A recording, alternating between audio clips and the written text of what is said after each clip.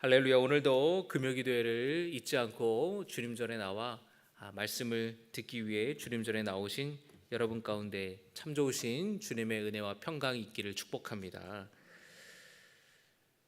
요한복음에서만 볼 수 있는 예수님의 특별한 자기 소개 표현이 있는데, 그것은 바로 나는 무엇이다 라고 하시는 말씀이에요. 요한복음을 보면은 그런 표현들이 반복이 됩니다. 나는 선한 목자라, 나는 참 포도나무라, 나는 또 오늘 여러분 함께 오늘 보신 말씀에는 두 가지 표현이 되어 있습니다. 나는 양의 문이라, 나는 선한 목자라. 이런 표현이 계속해서 나와요. 나는 길과 진리와 생명이니라. 요한복음에서만 볼 수 있는 예수님이 당신 자신을 드러내시는 누구인지를 말씀하시는 표현입니다. 오늘 말씀을 통해서 나는 양의 문이라, 나는 선한 목자라 라고 말씀하신 이 말씀을 좀 깊이 알아보는 시간이 되기를, 은혜를 나누는 시간 되기를 소망합니다. 예수님 당시에 이 양을 이렇게 보호하는 우리가 두 가지 형태로 존재했다고 해요. 이 배경을 이해하면 여러분 요한복음 오늘 말씀이 더 쉽게 선명하게 이해가 될 것입니다. 첫 번째 우리의 형태는 뭐냐면 마을에서 공동으로 운영하는 우리예요. 돌담으로 이 쌓아 올려서 여러 목자들이 자기들의 양들을 밤에 이 우리 안에다가 이제 집어넣어서 보호를 합니다. 그리고 문지기가 밤에 문을 지켜요. 그래서 낮에는 마을 밖으로 양들을 다 데리고 나갔다가 저녁이 되면 다시 데리고 와요. 거기에는 최정미 권사님의 양들도 있고 남기덕 권사님의 양들도 있고 홍여 권사님의 이 목자의 양들이, 여러 목자의 양들이 다 섞여 있어요. 그런데 자 얘들아 가자 하면은 그 목자의 양을 듣고 그 양들이 쭈르륵 따라 나가요. 자기 목자의 음성을 알아듣고. 자, 그 다음에 두 번째 형태의 우리는 들판에서 임시로 양들을 보호하는 우리입니다. 마을에서부터 시작을 해요. 그래서 마을 근처에 데리고 나가서 풀을 뜯어 먹겠죠. 근데 시간이 지나면서 여러분 어떻게 될까요? 마을 근처에 있는 풀들은 다 뜯어 먹고 점점 더 멀리 나가야 풀을 뜯어 먹을 수 있었겠죠. 그래서 처음에는 바로 앞에 있는 풀을 뜯어 먹다가 이제는 30분은 나가야 돼요. 아니 한 두어 시간은 나가야 풀을 먹을 수가 있어요. 그러다가 나중에는 마을 밖에 나가서 정말 멀리 있는 곳까지 나가야 돼요. 근데 나갔다가 들어올 수가 없어요. 그러면 여러분 어떻게 해야 됩니까? 그 들판에서 어떻게 해요? 양들을 재워야 돼요. 그러니까 어떤 큰 바위나 아니면 가시덤불로 이렇게 바위를 중심으로 또는 큰 나무나 이런 중심으로 가시덤불 같은 걸로 이렇게 임시로 양의 우리를 만드는 거예요. 그리고 여러분 목자들이 공동으로 그 양들을 보호하는 거예요. 그래서 목자들이 그 안에는 여러 양들을 보호하고 로테이션으로 돌아가면서 그 문지기 역할을 하면서 어떤 목자들은 양틈에서 자기도 하고 어떤 목자들은 문을 지키기도 하고 그렇게 들판에서 공동으로 양들을 보호하고 지켰습니다. 자, 이 이야기를 여러분이 이해하시면 그 다음에 이 말씀들이 더 쉽게 이해가 될 건데요. 예수님이 뭐라고 말씀하시냐면 오늘 문이 아니라 다른 데로 넘어가는 자는 도둑이고 강도다 라고 말씀하세요. 자, 여러분 마을에서 공동으로 운영하는 돌로 쌓은 우리의 출입문이 하나고 그 문을 지키는 문지기가 있다 그랬죠. 여러분 그 문은 누구만 들어갈 수 있어요? 누구만 출입할 수 있어요? 양의 주인 또는 양을 책임지는 목자만 출입하는 거예요. 여러분 생각해 보세요. 만약에 양을 훔치기 위해 온 강도라면 그 출입문을 통해서 우리로 들어가겠습니까? 절대 그렇지 않죠. 몰래 담을 넘어요. 문지기가 안 보는 사각지대 그런 데를 찾아가지고 담을 넘어서 양을 훔치기도 하고 양을 해치기도 합니다. 목자가 담을 넘어가는 일은 결코 없어요. 여러분, 자기 집 들어가는데 담 넘어서 들어가는 사람이 있습니까? 그런 사람 없죠. 문이 아니라 다른 데로 넘어가는 자는 도둑이라는 거예요. 강도라는 거예요. 도둑은 뭐 하는 사람입니까?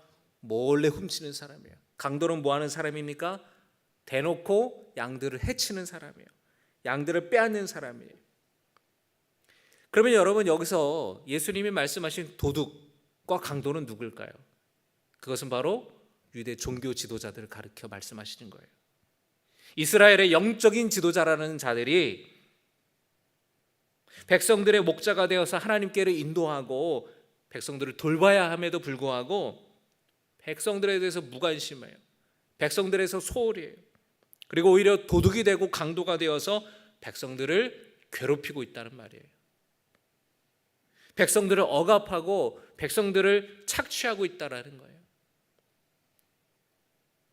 그들은 정말로 자신들의 지위를 앞세워서 율법을 자기들의 잣대로 해석하면서 백성들을 정죄해요. 백성들을 판단해요. 잘못된 교훈과 교리로 백성들로 하여금 하나님을 바로 바라보지 못하게 하고 바로 믿지 못하게 합니다. 예수님은 그들을 가리켜 양들을 해치러 온 도둑이고 강도라고 말씀하십니다. 여러분, 오늘날에도 사이비 이단들 하는 짓거리가 똑같아요.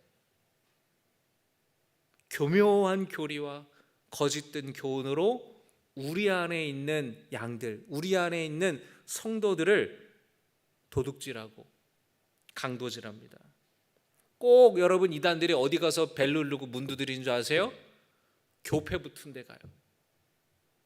교회 붙은 데 가서 꼭 띵동 하면은 저 여기 집을 어디 누구 지인 집을 찾아왔는데 제가 잘 못 찾겠어요. 그래 지금 목이 마른데 물 한 잔만 마실 수 있을까요?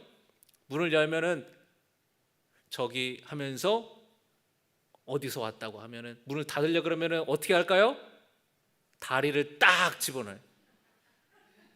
문 못 닫게 다리를 딱 집어넣어요. 그리고 집에 들어오는 거예요.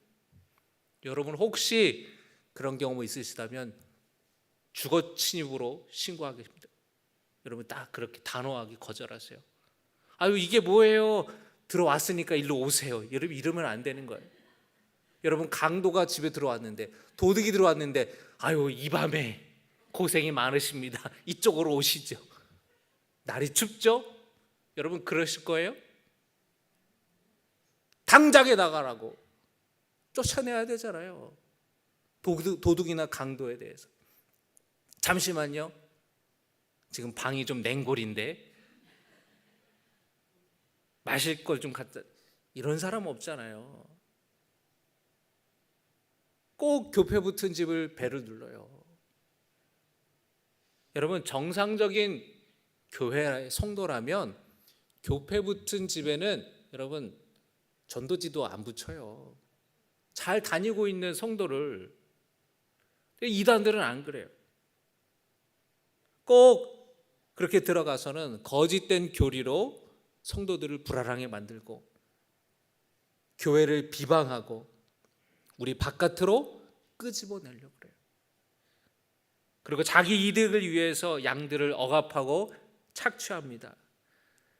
여러분, 그 JMS 들어보셨나요? 정명석? 그 여자 성도들을 성적으로 그렇게 착취하고 그렇게 하지 않았습니까? 성놀이개로 만들지 않았습니까? 또 다른 이단들은 어떤가요? 교주나 특정인들의 배를 불리고 자기네 집단에 자기네 세력을 강화하기 위해서 사람들을 착취하고 빼앗아요. 양의 문이 아닌 다른 곳으로 넘어오는 도둑과 강도들을 여러분 주의하시기를 주님의 이름으로 축복합니다. 여러분 주변에 혹시라도 그들의 이야기에 귀를 기울이려고 하는 분들이 있다면 넘어가지 않게 여러분이 붙들으셔야 돼요. 에이, 별거 아니야, 나는 안 넘어가. 아니에요, 여러분. 그 교만이에요. 누구든지 넘어갈 수 있어요. 제가 신학교 다닐 때 감리교 신학대학교 이제 기숙사가 있는데 기숙사에 사생회가 있습니다. 기숙사 안을 운영하고 조직하는 학생자치회인데 그 사생회에 뭐 회장도 있고 뭐 임원들이 있는데 신앙부장이 있어요. 신앙부장이 하는 일이 뭐냐면은 매일 이제 기숙사 안에서 날마다 이제 새벽 기도를 하는데 종을 치면서 딸랑딸랑 새벽 기도합시다. 새벽 기도합시다. 신학생들 아침마다 이제 채플에 가서 새벽 기도를 하는데 근데 그 신앙부장 선배가 참 제가 좋아하는 선배였어요. 그런데 어느 날 이상한 소문이 들려오는 거예요. 이단에 빠졌다는 거예요. 여러분, 신학생인데 신앙부장인데 이단에 빠지는 거예요. 그런데 참 다행인 것은 그 선배가 몇 년 뒤에 그 이단에서 빠져나왔어요. 그래서 그 이단의 실체를 밝히는 간증을 하기도 하고 어디 가서 세미나를 하기도 해요. 얼마나 참 다행인지 몰라요. 장로도 이단에 빠질 수 있어요. 권사도 빠질 수 있어요. 신학생도 빠졌는데 여러분, 나는 들어도 괜찮다고. 그 사람은 참 좋은데 여러분, 사기꾼이 얼굴에 사기꾼이라고 쓰고 다녀요. 강도가 나 강도입니다라고 하고 다닙니까? 여러분, 예수님 뭐라고 말씀하세요? 양의 탈을 쓴 늑대 조심하라고 주님 말씀하시잖아요. 이미 미혹된 사람들이 여러분의 가족이나 주변에 있다면 다시 그분들이 주님께로 돌아올 수 있도록 여러분 기도하시기 바랍니다. 성령께서 거짓된 것을 깨닫게 하시고 진리를 볼 수 있도록 그 영적인 눈이 떠질 수 있도록 여러분 기도하시기 바라요. 오직 예수님을 통해서만 구원받고 은혜를 누릴 수 있음을 믿으시기 바랍니다. 예수님이 9절에서 이렇게 말씀하십니다. 같이 보겠습니다. 내가 문이니 누구든지 나로 말미암아 들어가면 구원을 받고 또는 들어가며 나오며 꼴을 얻으리라. 할렐루야. 양들이 우리 안에 들어갈 때에 밤새 안전하고 평안한 것처럼 문이신 예수님을 통해 들어갈 때에 우리는 뭘 받는다고요? 구원을 받는다고요. 말씀 띄워주세요. 뭘 받는다고요? 구원을 받는다고요. 또 그 문을 통해 들어가고 나오며 뭐를 얻어요? 꼴을 얻는다. 꼴을 얻는 게 뭐예요? 우리의 모든 필요한 것들을 주님을 통해서 우리는 공급받는다라는 거예요. 또 10절에서 예수님이 이렇게 말씀하십니다. 같이 봉독합니다. 시작.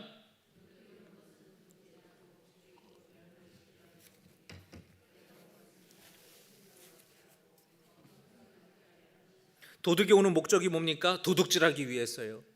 죽이려고, 멸망시키려고 도둑질하고 강도질하는 겁니다. 그러나 예수님이 온 이 목적이 뭡니까? 양으로 뭘 얻게 한다는 거예요? 생명을 얻게 한다는 거예요. 그리고 어떻게 합니까? 더 풍성히 얻게 하려는 것이라. 할렐루야. 생명을 얻는 게 뭐예요, 여러분? 영생을 주기 위해 이 땅에 주님이 오셨다는 거예요. 멸망하지 않고 뭘 얻게 하려 하심이라? 영생을 얻게 하려 하심이라. 할렐루야. 더 풍성히 얻게 하려고 주님이 오셨다라는 거예요. 더 풍성해진다는 게 뭘까요? 풍성히 얻게 한다는 게 뭘까요? 여러분, 예수님을 믿고 구원받음으로 인한 기쁨과 감사가 그 삶 속에 풍성해진다라는 말씀이에요. 하나님과의 관계 안에서 충만한 영적인 기쁨을 누리게 된다라는 겁니다. 예수 믿으면 여러분 행복한 거예요. 여러분 행복하십니까? 여러분 행복하세요? 여러분의 행복의 기준이 만약에 물질에 있다면 사람은 행복하지 못해요. 왜냐하면 아무리 많은 것들을 가져도 나보다 더 많은 것을 가진 사람이 있어요, 없어요? 있잖아요. 남과 비교하면 여러분 행복해질 수가 없어요. 우리는 물질을 소유해서 행복한 사람이 아니에요. 우리는 돈으로도 살 수 없는 영생을 소유한 사람이기 때문에 우리는 행복한 사람이라는 것입니다. 할렐루야. 여러분 행복하세요? 저는 여러분 행복해요. 저는 여러분에게 행복해요. 그렇게 말할 수 있어요. 여러분 제 얼굴을 보면 행복해 보여요? 불행해 보여요? 그쵸? 행복해 보이죠? 얼굴에서 광이 난다고요? 빛이 난다고요? 여러분 행복한 사람은 얼굴을 보면 알아요.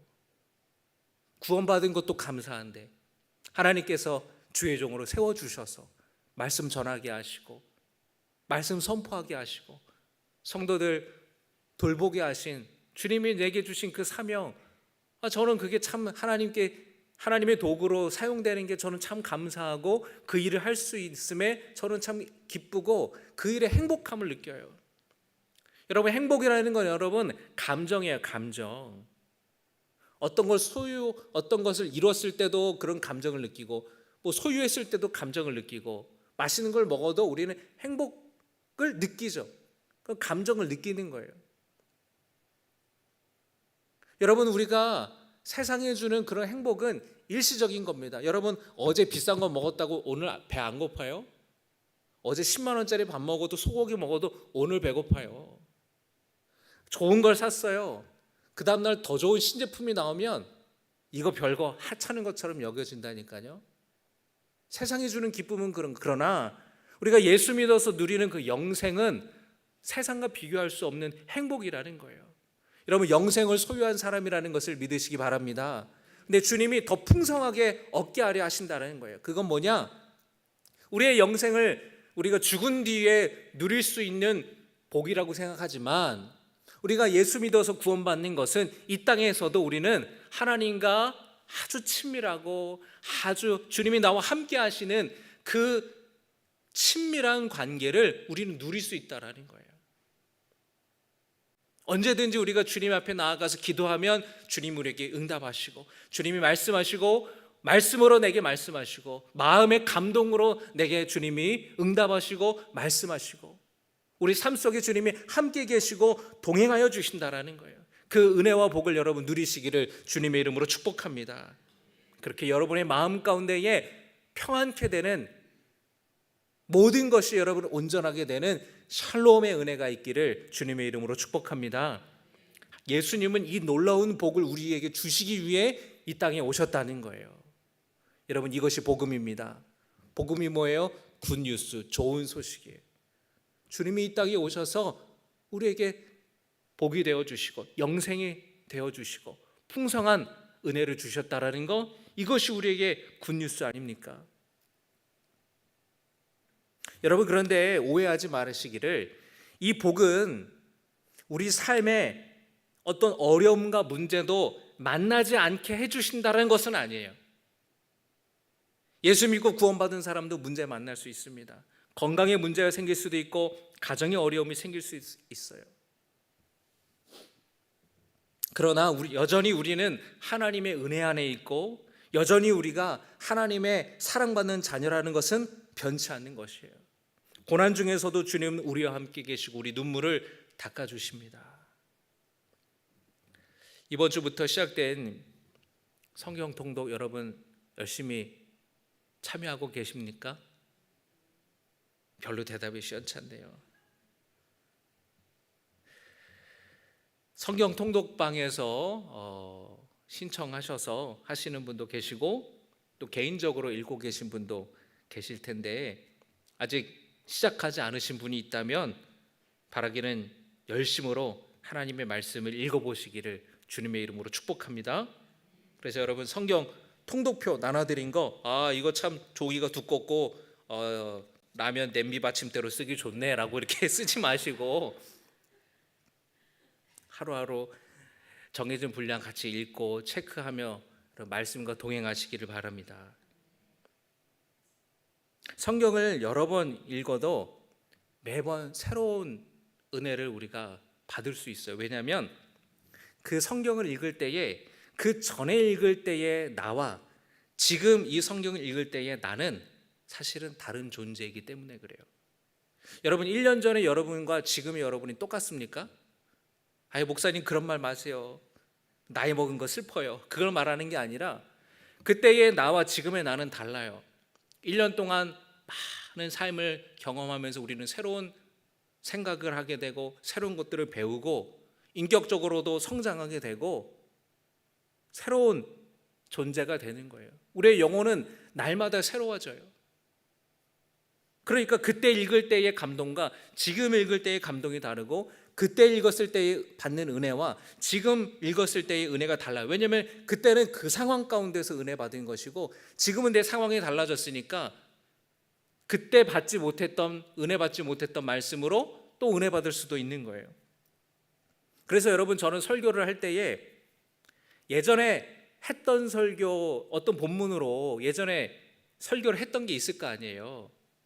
그러면 그걸 가지고 똑같이 설교를 안 합니다. 왜냐하면 그때 설교를 묵상하고 말씀을 묵상하고 설교 원고를 썼고 설교를 했을 때의 나와 지금의 나는 다르기 때문에 그래요. 설교가 자신이 달라졌잖아요. 그리고 설교를 듣는 성도들도 달라졌기 때문에 똑같이 말씀하잖아요. 그럼 은혜가 안 돼요. 그래서 똑같은 본문이어도 저는 과거에 했던 것들을 또 읽지 않아요. 왜냐하면 읽고 다시 하려고 그러면은 비슷하게 나오거든요. 그러니까 다시 새롭게 설교 원고를 항상 씁니다. 지금 여기에 내가 이 말씀을 가지고 하나님을 묵상하고 하나님의 말씀을 묵상하고 은혜 받는 것이 살아있는 말씀을 우리가 은혜 받는 것이에요. 요즘 창세기를 읽잖아요. 순서에서 성경 통독 순서에 맞춰서 읽으시는 분들은 무슨 말인지 알 거예요. 창세기를 읽고 있어요. 요셉의 삶을 통해서 고난 중에 함께 하시는 하나님을 묵상하게 됩니다. 17살이었던 요셉이 형들에게 미움을 받아 죽을 뻔했어요. 다행히 목숨은 건졌지만 노예로 팔려갑니다. 애굽으로 팔려가요. 바로 왕의 친위 대장인 보디발 장군의 집에 팔려가게 됩니다. 그런데 여러분 그때 성경이 창세기 말씀에서 이렇게 말씀하십니다. 창세기 39장 2절입니다. 같이 읽겠습니다. 여호와께서 요셉과 함께 하심으로 그가 형통한 자가 되어 그의 주인 애굽 사람의 집에 있으니. 아멘. 여러분 이 말씀 이해되십니까? 하나님이 요셉과 함께 계시는데 왜 종살이에요? 왜 노예로 살아가요? 여러분이 함께 하신다라는 거는 어떤 걸까요? 함께 하신다라는 거는 여러분 상황과 조건을 말하는 게 아니에요. 함께 하신다라는 거는 관계에 초점이 있는 거예요. 자, 여러분 쉽게 한번 설명을 해드릴게요. 여러분 부부 관계가 좋다고 가정에 문제가 안 찾아옵니까? 찾아오죠. 부부 사이가 좋아도 부부 관계가 좋아도 갑자기 어려움을 만날 수 있잖아요. 그러나 부부 관계가 좋으면 그 문제를 어떻게 해요? 해결할 수 있죠. 헤쳐나갈 수 있죠. 여러분 교회에 성도들이 서로 관계가 막 좋아요. 근데 교회 어려움이 있을 수 있죠. 그러나 관계가 좋으면 해결해 나갈 수 있어요. 함께 한다라는 거는 여러분 관계적인 부분에서 우리가 그 관계적인 차원에서 우리가 이해해야 되는 부분이에요. 그런데 우리는 상황과 조건으로 그걸 생각해요. 그래서 어려움이 찾아오면 고난이 찾아오면 하나님이 나와 함께 계시지 않는구나 그렇게 생각하거나 그렇게 믿습니다. 아니에요, 여러분. 함께 하신다라는 것은 관계적인 차원에서 우리가 봐야 돼요. 그러니까 좋을 때만 하나님이 함께 하신 것이 아니라 고난의 때에도 하나님은 우리와 함께 하신다는 거예요. 하나님은 요셉이 가장 괴롭고 힘들었을 때 요셉을 떠난 적이 없으세요. 항상 그와 함께 계셨습니다. 여러분 바라기는 여러분 눈에 보이는 상황과 눈에 보이는 형편을 보면서 하나님이 나와 함께 계신지 안 계신지 판단하는 오류를 범하지 않게 되기를 바랍니다. 그게 기준이 아니에요. 하나님이 요셉과 함께 계셔서 그로 하여금 형통케 하셨어요. 요셉이 종이었으니까 헛된 일을 맡겼겠죠. 그런데 요셉이 성실하게 자기 일을 감당했어요. 그리고 하나님이 은혜 주셔서 요셉이 맡은 일에 좋은 열매를 맺게 하셨습니다. 그러니까 주인이 신뢰하고 더 큰 일을 맡기기 시작하는 거예요. 나중에 요셉이 보디발 장군의 모든 것을 다 관장하게 됐습니다. 그런데 요셉이 누명을 쓰게 되죠. 요셉이 누명을 쓰고 감옥에 들어갔어요. 그런데 성경은 그때도 뭐라고 말씀하시는 줄 아십니까? 창세기 39장 21절입니다. 같이 읽겠습니다. 시작.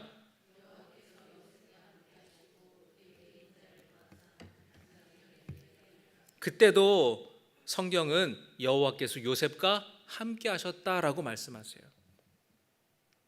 억울한 일을 당했지만 고난 중에 하나님이 요셉과 함께 계셨다라는 거예요. 간수장의 사랑을 받게 하시고 요셉이 맡은 일이 잘 되게 하셨어요. 나중에 요셉이 애굽의 총리가 되잖아요. 기근 때 곡식을 사러 온 형들을 보고 형들을 단번에 알아봅니다. 알아봤을 때에 잊고 있던 상처가 떠올랐어요.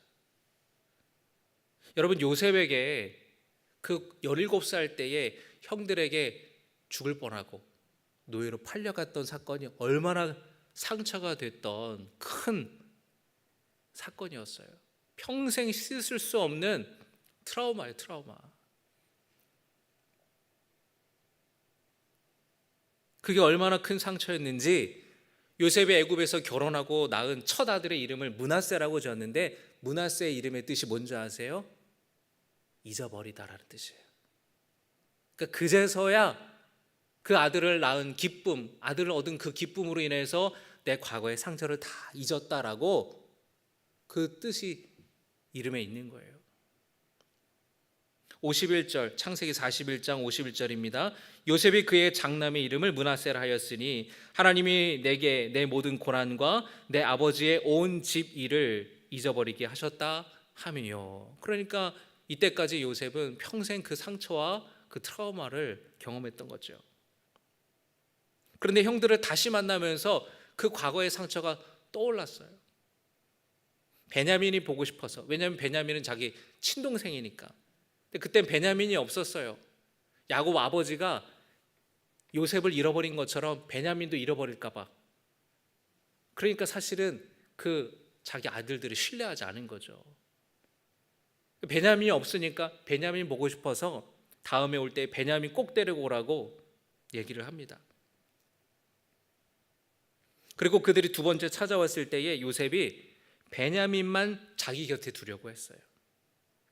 그런데 이때 요셉의 상처가 회복되는 만남이 대화가 이루어집니다. 뭐라 그러냐? 어떤 일이 있었냐면 형제 중에 유다가 요셉에게 이렇게 말해요. 막내 베냐민만 두고 갈 수 없습니다. 그러면 아버지가 충격으로 돌아가실 겁니다. 우리가 이번에 베냐민을 데리고 올 때에 아버지가 절대 안 된다고 말했는데 내가 담보가 되겠다고 아버지에게 약속을 했습니다. 이 아이를 데리고 가지 못하면 나는 평생 아버지에게 죄인입니다. 이 아이 대신에 나를 잡아가십시오. 내가 종이 되겠습니다. 유다가 그렇게 얘기해요. 요셉이 울컥 감정이 올라와요. 그래가지고 실컷 울고 돌아옵니다. 여러분, 무슨 일이 있었던 거예요? 형들이 변한 거예요. 형들도 그 사건 10수년간의 그 오랫동안에 형들에게도 상처였고 형들에게도 트라우마였고 평생 죄책감을 가지고 살았어요. 그 창세기 말씀을 보면은 그 형들이 자기들끼리 요셉에 대해서 모르니까 자기들끼리 하는 말들을 요셉이 듣잖아요. 야, 그때 우리가 잘못해가지고 이 벌을 받는가 보다. 아이고, 자기들이 후회하고 회개하는 이 죄책감에 휩싸여 있는 그 모습을 이 요셉이 알게 됩니다. 그때 요셉이 자기의 정체를 형들에게 밝히죠. 여러분, 요셉의 여러 가지 장점, 여러 가지 특기가 있는데 그 중에 하나가 뭐였어요, 여러분? 꿈을 해석하는 거예요. 여러분, 꿈 해석에 요셉이 탁월했잖아요. 그런데 요셉은 자신의 삶을 비로소 해석하기 시작해요. 17살 때 노예로 팔려와서 13년이나 종살이하고 감옥살이하고 애굽의 총리가 되어서 또 10여 년이 넘어요. 17살 때 그렇게 팔려와서 지금은 나이가 40이 됐어요. 요셉은 지금까지 자기의 삶 속에 내가 왜 그런 상처를 받아야 되고 왜 그런 고난을 받아야 되는지 해석할 수 없었어요. 꿈은 해석했어요. 근데 자기의 인생은 해석하지 못했어요. 왜 자기 인생에 그런 고난이 찾아왔는지. 근데 이제야 자신의 삶이 해석이 되는 거예요. 이 모든 시간들이 하나님께서 우리 모든 친족들을, 우리 식구들을 구원하시기 위해서 나를 애굽에 먼저 보내셨다라는 그 하나님의 모든 일들이, 자기의 삶 속에 일어났던 일들이 그제서야 10수년이 지나서야 해석이 되었다는 거예요. 그리고 함께 형들이 자기 잘못을 뉘우치고 또 요셉이 용서하고 그러면서 형제들이 화해하게 되게 되죠. 여러분, 우리는 고난을 당할 때에 그것을 해석해 보려고 하지만 정작 그때는 해석이 잘 안 돼요. 아주 먼 훗날이 돼야 해석되는 경우가 많습니다. 고난의 때에 그 당한 일의 이유와 원인이 해석되지 않더라도, 그러나 우리는 우리 곁에 계시는 하나님과 함께 할 수 있고 하나님을 신뢰할 수 있고 하나님을 믿을 수 있어요. 하나님께서 어려움 속에서도 여러분과 함께 하시고 여러분을 도우시고 형통케 하심을 믿으시기를 주님의 이름으로 축복합니다. 예수님은 나는 양의 문이라고 말씀하셨어요. 그리고 선한 목자라고 말씀하셨습니다.